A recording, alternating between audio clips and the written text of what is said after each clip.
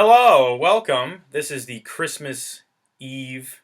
Well, you're probably watching this. I don't know. It's the Christmas special of the Dante's Grave Show episodes audio commentary tracks. I again have a thrilling guest who was involved in the making of this particular film. And he'll be with us in just a moment.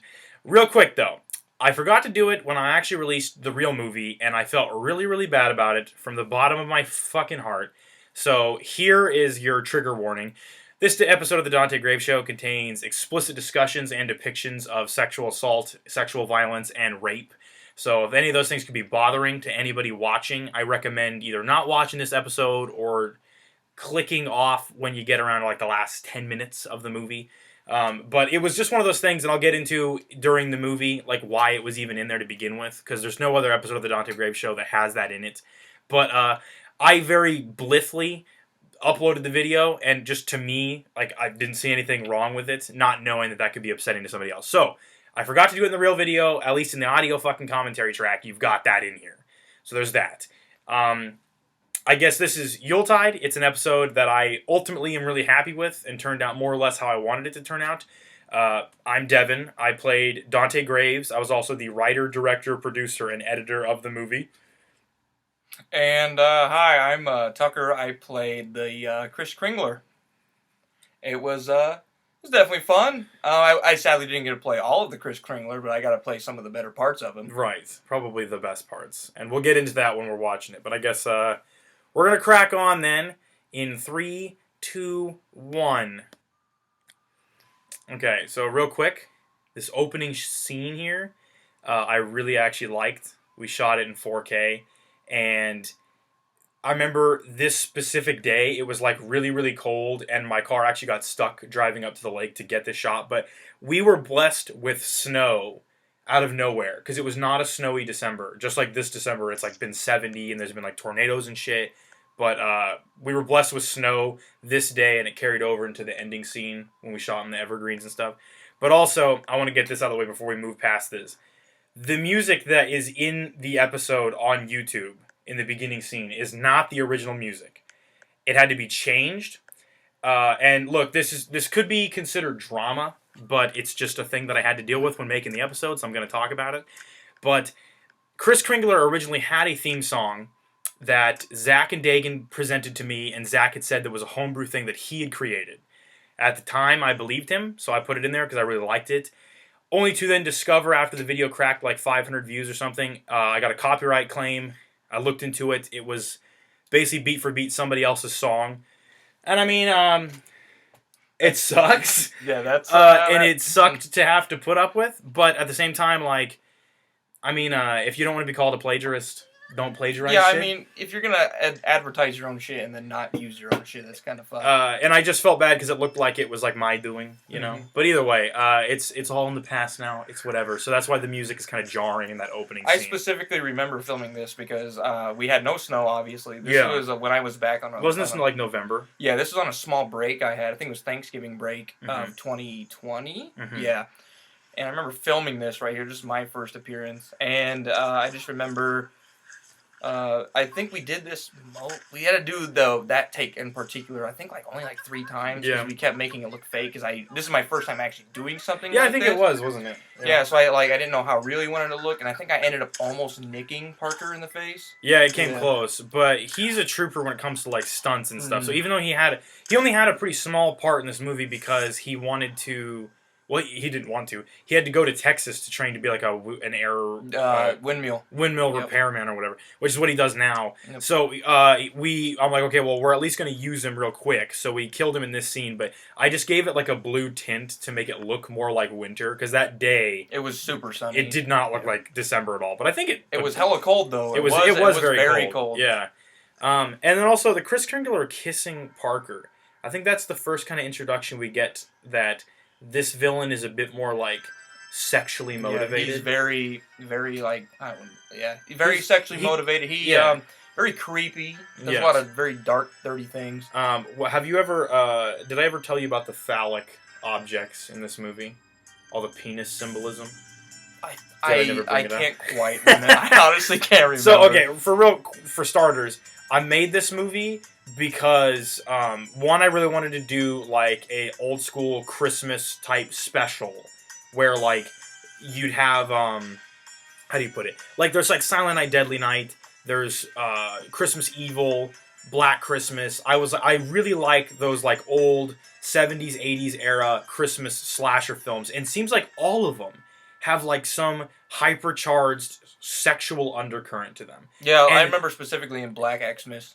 yeah, Yeah, Black Xmas, yep. yeah. And I just wanted to do a movie, or Dante Graves episode with like a very like grounded human serial killer. Mm-hmm. And real serial killers aren't like Jason, you know? No, we had this discussion before. Yeah, like real. There's like semen and cum. Yeah, every a lot of crime rape, scene. a lot There's of weird, creepy, all sorts of rape and shit. So I was like, what if like at least one of them was like a rapist guy? Yep. And then at the same time, I also wanted to make like the Michael Myers equivalent to Christmas, like a killer that would show up every Christmas in theory. Granted, this is like a one and done and make project. him very creepy, very uneasy, very uneasy. Yeah, well, and he's kind of like an amorphous character because he's wearing like a feminine like mask, which is actually the mask is a reference to the movie Alice, Sweet Alice. It's the same mask from that movie, and he wears a different mask, which we'll get into why. Yep. But the killer was supposed to be very like kind of like gender fluent, and that's why he's like kissing men and kissing women. Like he's just like everyone is a sex object. No preference, whatever. Yeah, not to sound phallic, but what has a hole has a hole. Yeah, well, basically. So his knife is painted like a candy cane, correct? Yes, and after the first kill of the movie, which wasn't, no, it was the first kill of the movie. I remember we noticed the chips in the paint. We're like, well, yes. I mean, but then it makes it look like it looks like battle damage throughout the movie. Of course. And it wears and chips down more and more. But the knife is painted like a candy cane.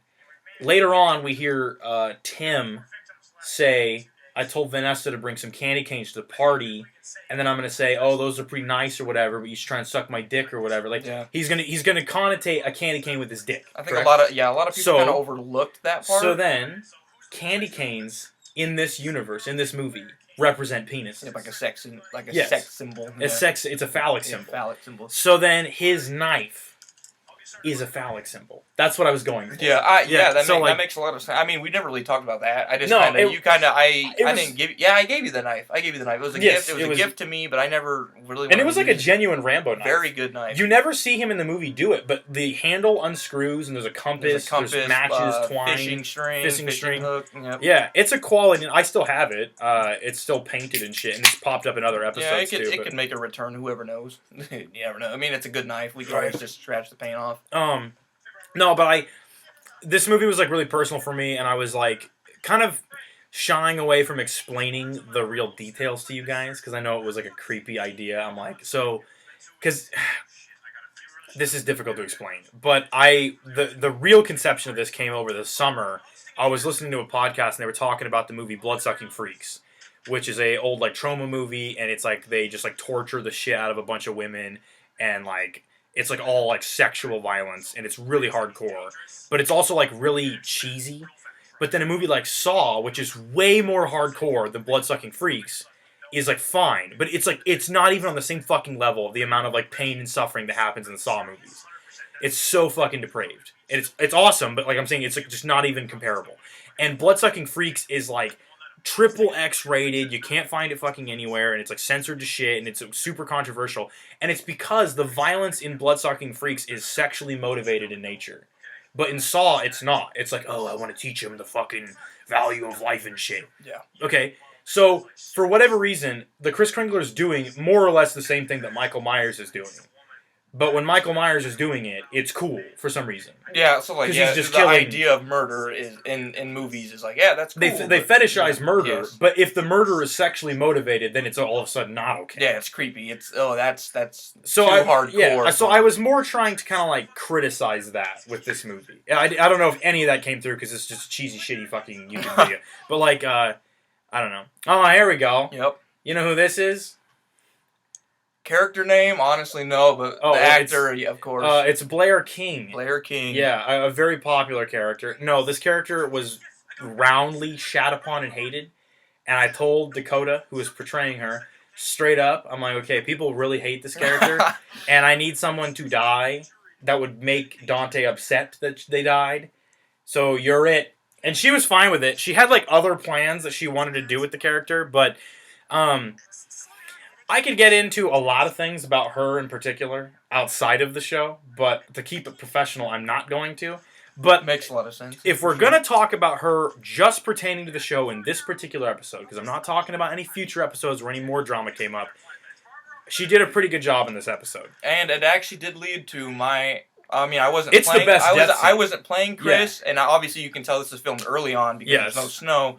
It was very cold. Yeah, very cold. I assume, but I wasn't playing Kris in this particular scene. I really wish I would have been because the kill that it's about to happen. It's by far probably one of my favorite kills on the show. Yeah, it's my favorite kill. Best, if not the best. It is one of the best kills, and it's also just a happy accident. Because it was like we were just fucking around, and I was like, I bet if you put this wig on this thing and stabbed it, it would like look really. And I'm like, just zoom in really close, because so we did the kill with Parker where you stabbed a board with a pillow on it in a shirt. It looked pretty good. It did look really good. And I was really into the idea of like, well, if we just zoom in on a piece of fabric or something and stab that and then insert the shot into whatever. Because it's a trick I learned in Rob Zombie's Halloween 2 when he's stabbing the nurse. Yeah. It's so violent. But he's just stabbing at the ground and they're doing insert shots up close of the knife penetrating fabric with like blood coming out of it. And so I was like, this movie, I'm going to just go crazy and see how much I can get away with just stabbing foreign objects up close and inserting them in.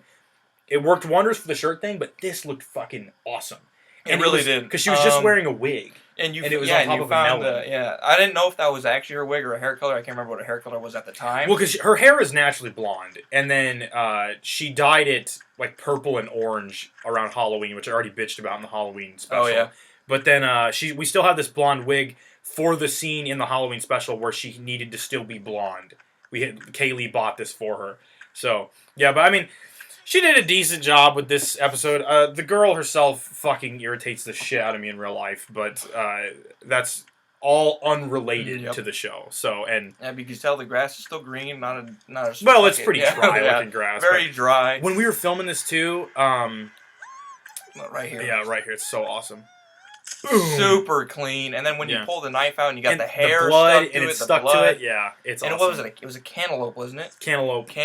Yep. Who would have thought a cantaloupe? Yeah, and then we just like poured a bunch of blood in the head hole, and then I actually managed to convince her to put the wig back on so I could show like the bloody wound. Which looks great because you can actually see the blood like trickle out of the fucking head. Like right there. You can see it move down the hair. Nice. That's beautiful. Yes, I love that. It's so good. And yeah, well, and you can see her kind of like breathing still, but I'm like, well, if you just stab someone in the head, they wouldn't die instantly. Exactly. So, when we were filming that scene, though, we were filming at the Fontenelle City Park, and it was so fucking cold. And what was so frustrating is that people kept like pulling up to see what we're doing, and I'm like, I understand this looks very weird, but like, it was just one of those trials that if you're going to be a guerrilla run-and-gun filmmaker, you have to constantly put up with. Is like if we're filming in a public area, people are going to fuck with us. Yeah, you just always got to come up with an excuse. College project. Yeah, that's the go-to excuse. I tell everyone that works in the show. If someone asks you what we're doing, you tell them we're doing photography for a college project. This scene, there's a gap in between the scene where Blair gets killed and this scene. Did I ever tell you about what happened during it? No. There was an entire sequence shot where Dante and Barry would get to the park, find Blair dead, and then Dante's like super pissed that his friend has been killed, and then goes after the Kris Kringler, and Barry's in the car like driving around, and there's a chase scene, and Dante would catch up to the Kris Kringler, get into a headlock, and Kris says this line that I'm so sad didn't get to be put in the movie, where he says, stay out of my way and I might let you live till next year, or something like that.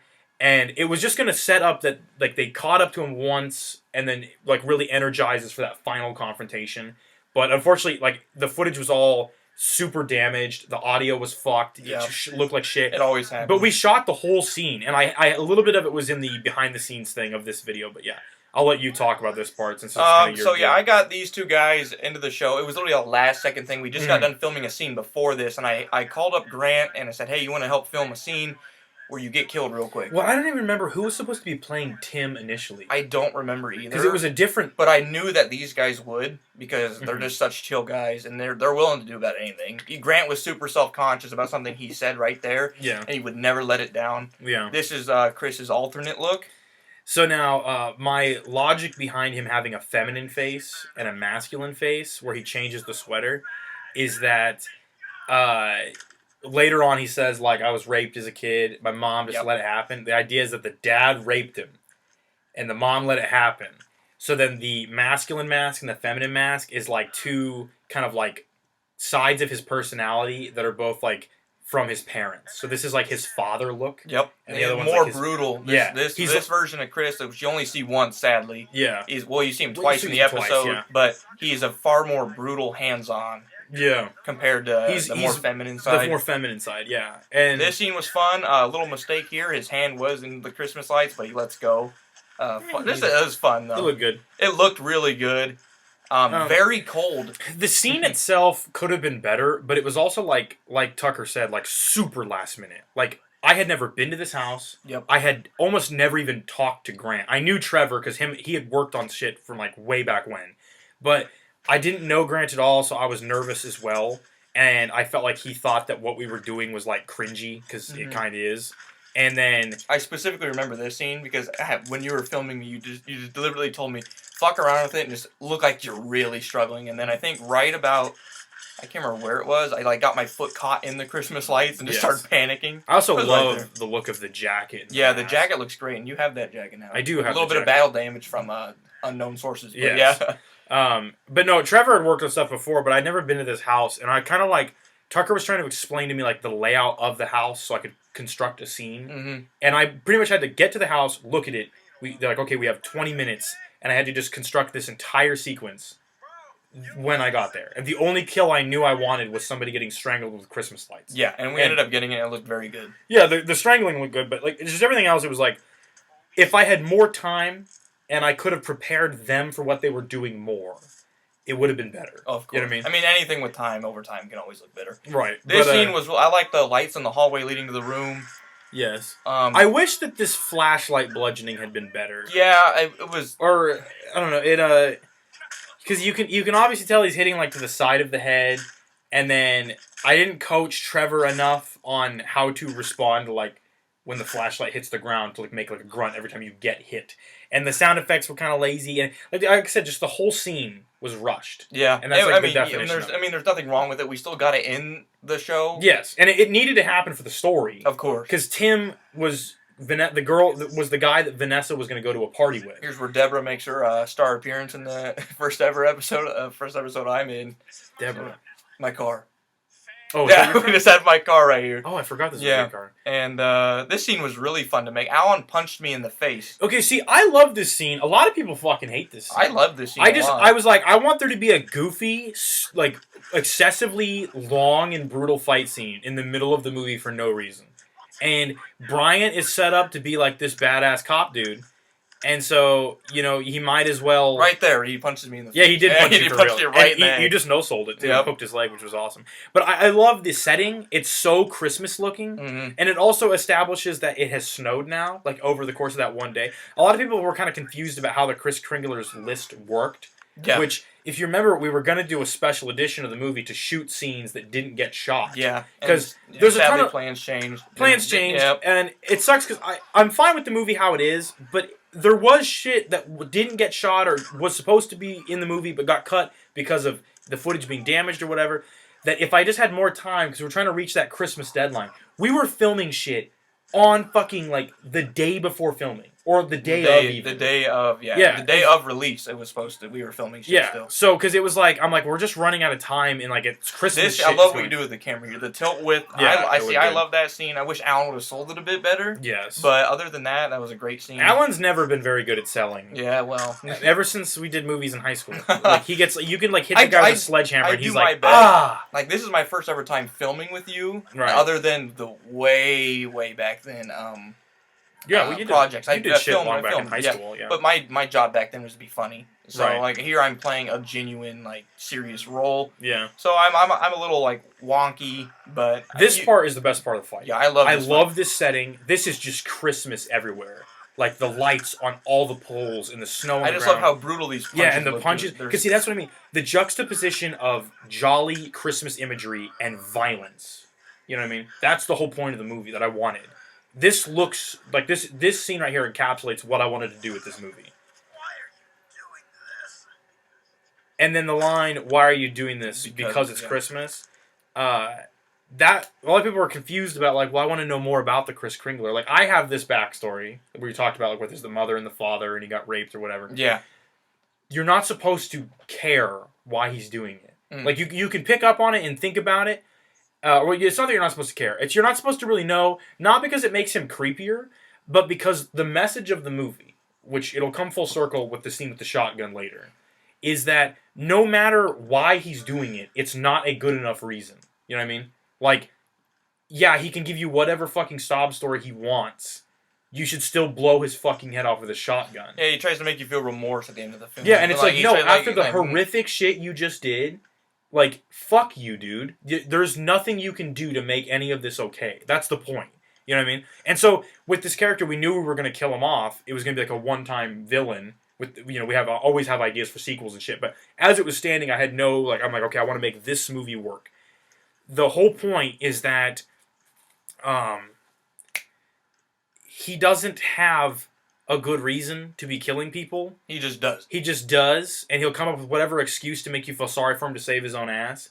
But then also, like, I guess the humanizing of evil, and then also like the mythologizing of evil. Yeah, close enough. Yeah, one second. This scene. So I was like, hey, let's move. Let's make you face this way so your ass isn't just completely at the camera. Because like I was just like trying to like do her a favor, and she's like, oh, okay. And I'm like, wait, there's a mirror there, and she's like, I'm not moving that mirror. And I'm like, okay, it's fine.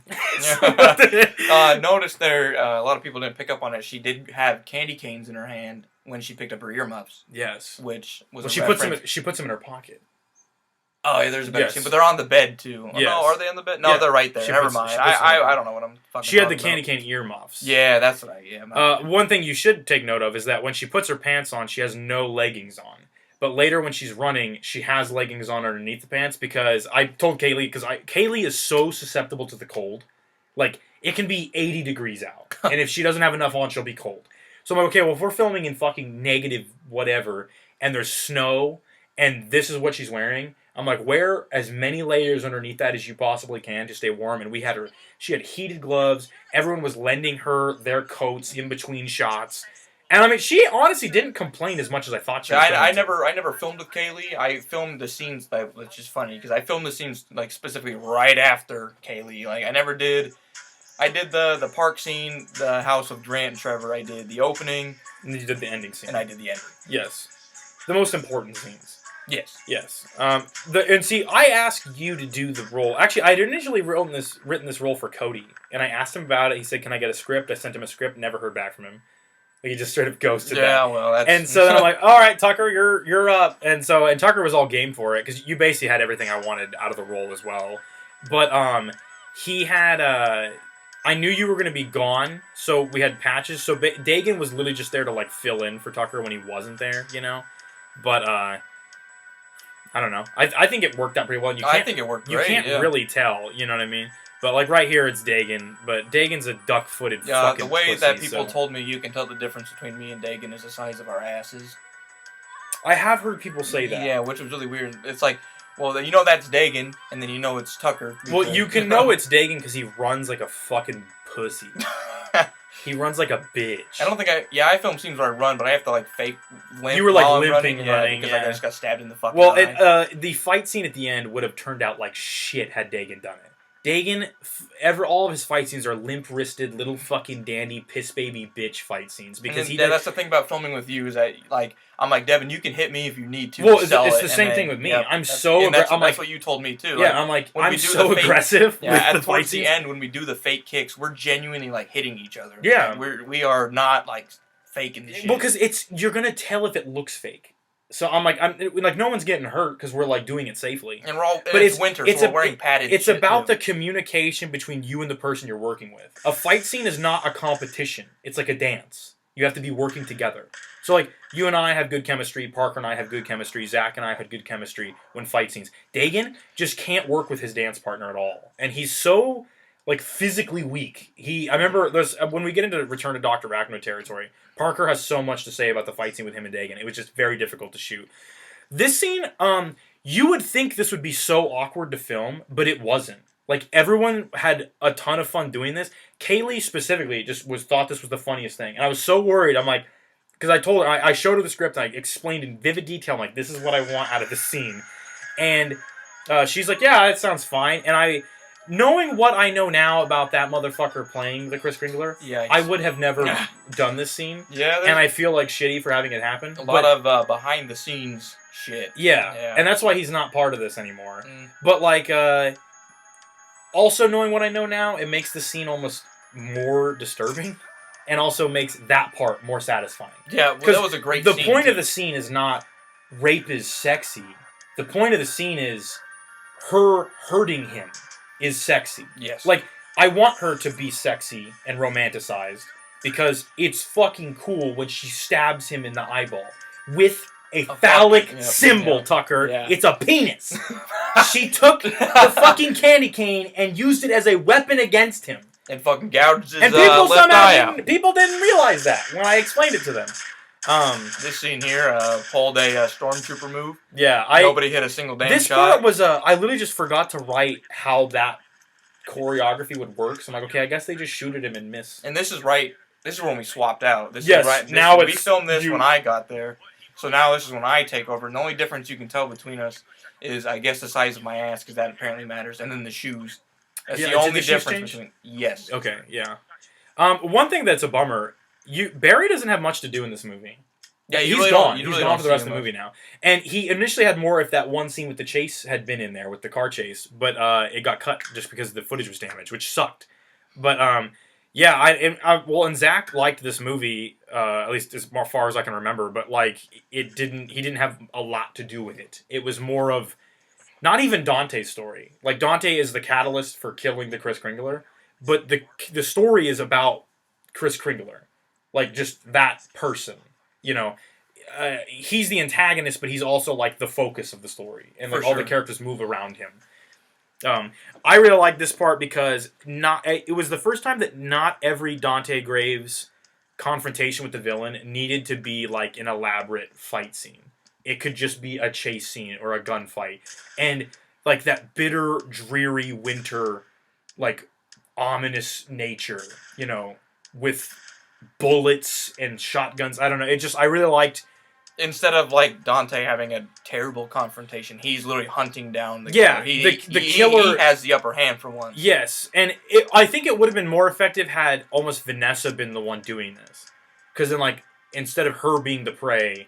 she's now the predator and Kris Kringler is the prey. But the point is still there, is that the penis symbol gets stabbed into his eye. Yep. Eye for an eye.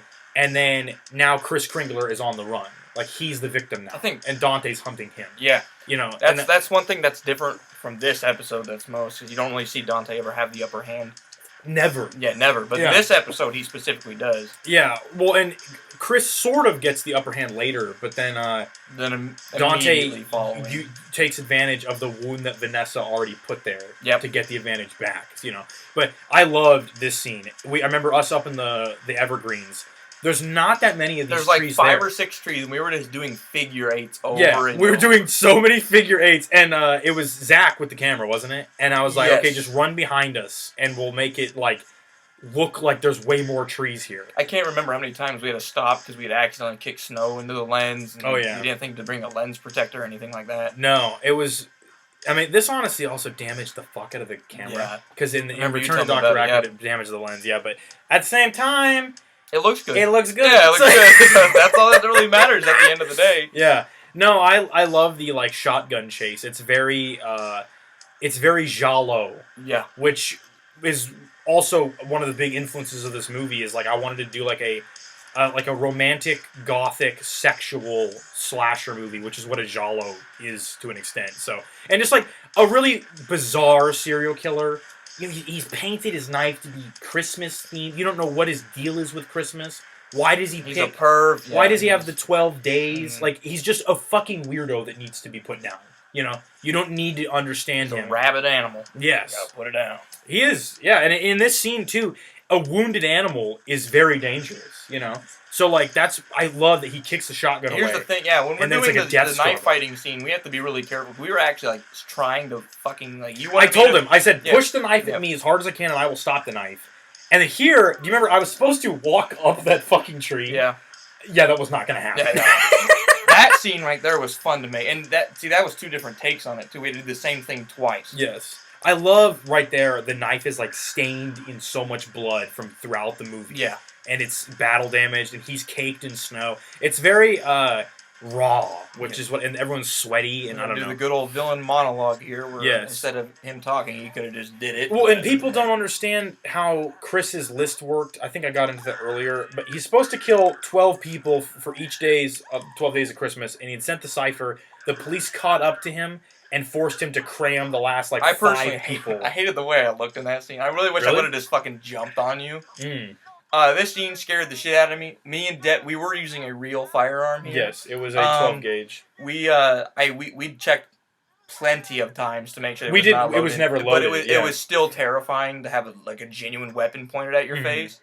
And then we had to stop filming because your grandpa was driving his damn tractor around. He kept fucking driving around. I'm like, Grandpa, shotgun, one fucking take, motherfucker. Yeah. No, and the head was full of hamburger meat. Hamburger, cantaloupe, pork.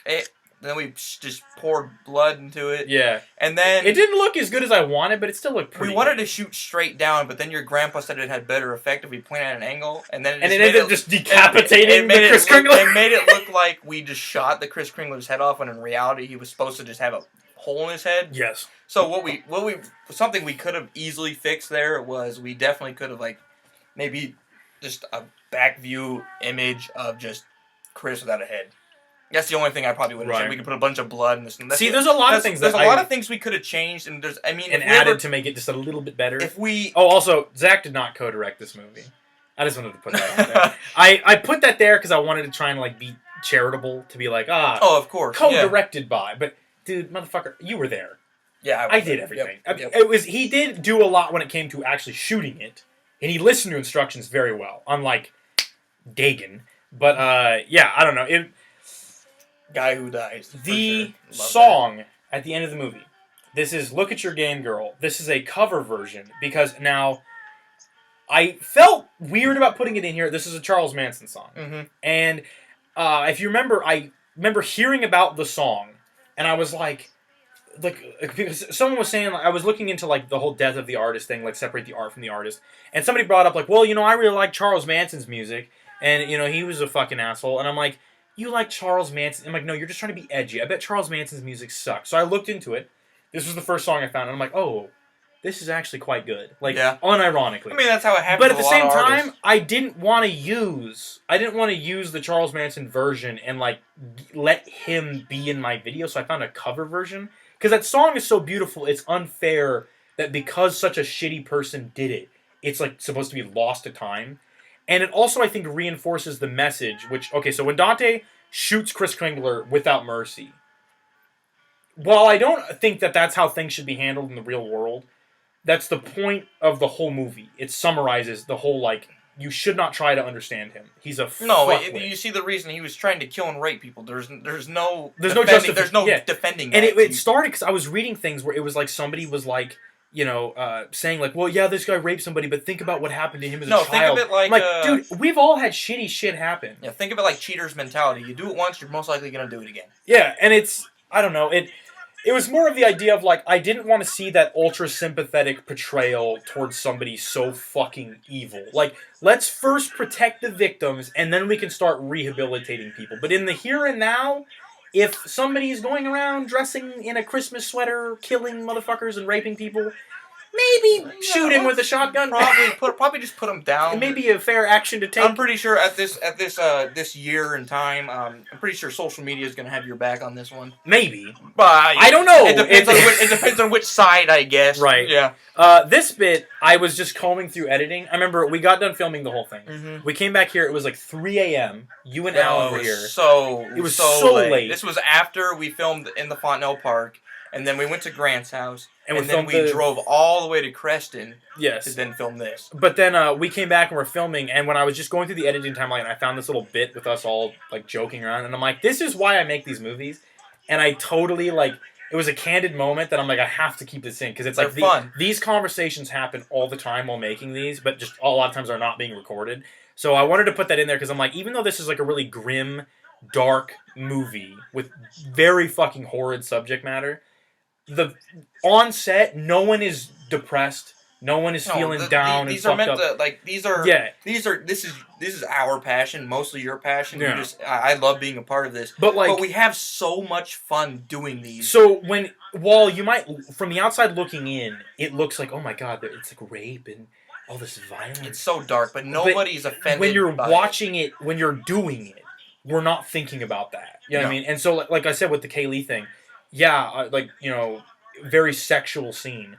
But she was so game for it, and she got what I was going for, like the feminist angle to it with the dick and all that kind of stuff. And so she loved that idea, and I don't know, I just, the movie's long over now, but I really liked that I got to say that message, and I feel like, even though, yes, I could do a special edition and add things to it and make it better, like plot holes, because like Tim was supposed to text. He was supposed to get Tim's phone and text her the new location. There's a lot of things we could have done, and if for ever some reason we have downtime, we have more, and we look back, I'm like, do you want to maybe try this again? Yeah, we would definitely. I almost think a remake would be best. A remake would definitely be best with different characters and different motives, right? And I think it'd be the best, and we could definitely include some more dope ass kills. A lot more story behind Kris Kringler, because I know a lot of people wanted more of like what his because I was trying to go for the vague, but because I remember in the original draft that you sent me, he had a journal he took with him with the names on it, and he was supposed to drop it after a fight, and then that's how Dante was going to track where he was going. He was also supposed to have a Christmas advent calendar with the people's names, like their photos and shit in there, and you would see basically all 12 victims. Like, it was way bigger, and maybe in a sequel, we could explore those things and cover up some of the holes in this one. If not a sequel, a remake, but, I mean, we can't really look towards that. We have a lot going on. Right. And this was totally like a bubble episode. It was a one-off. And it was thrown together pretty quick, yet pretty far at the same time. Yeah. And it's also, for how big it is and how much, like, climate we had to deal with and how, like, the subject matter was difficult to, like, get people on board with. Well, not even really. I mean, Kaylee's like super courageous when it comes to. You just messaged me and I said, "Of course, just tell me when." Exactly, that's how most people are. With this particular project, I don't actually remember that many hardships coming up. It was pretty easy. Yeah, like Heat Wave was harder. Heat Wave was hard, but I loved it. Oh yeah, and it came down to scheduling conflict more than anything. But it's hard because when you put a main character like. I'm going to say I'm a main character, but if I am a main character in something like I was in Heat Wave, it sucks because it's your show, but you have to work off my schedule. Well, but that applies to everybody. Yeah, that's true. So, like, it's always, like, conflicting schedules, and I know, like, Parker, we got his thing done. He went to go do the windmill thing. Yep. Kaylee was basically free, like, the 2 days we had her. Honestly, I think all of her shit was shot in, like, one day. Zach was free a lot of the time during this time. Dagan was just a yes man and would say yes to whenever, and it was like Christmas block leave or whatever for you. Yeah, I came back in Thanksgiving for Thanksgiving, and you asked me, "Hey, you want to do this scene real quick?" And I said, "Of course." So we went and did that, and then it was holiday block leave for me for the military, and I came back and I think we literally knocked it out in I think 2 days. Yeah, we started the night that I got back, or like I got back midday. We started that day. Yeah, and then we finished the next day. Yeah, is a remarkably easy shoot, all things considered. But then I remember, I think I had like a family thing come up, and you had to ask people to go reshoot something that got lost. Yes. Yeah, and that was taking place like the day it was supposed to come out. Yeah. I do specifically remember that. Well, we've gone like way the fuck over time, but we'll do this again sometime with another movie. Of course, Heat Wave coming up. Heat Wave, eventually. Heat Wave. And then I there's a lot of other commentary tracks I'd like to do for these projects. But either way, this is your Christmas gift. Now you know a little bit more about Yuletide, or you know nothing at all. I don't know. This movie is an enigma. This 34-minute and 3-second video is an enigma. And now it's, for whatever reason, a 40-minute commentary track. So, Merry Christmas.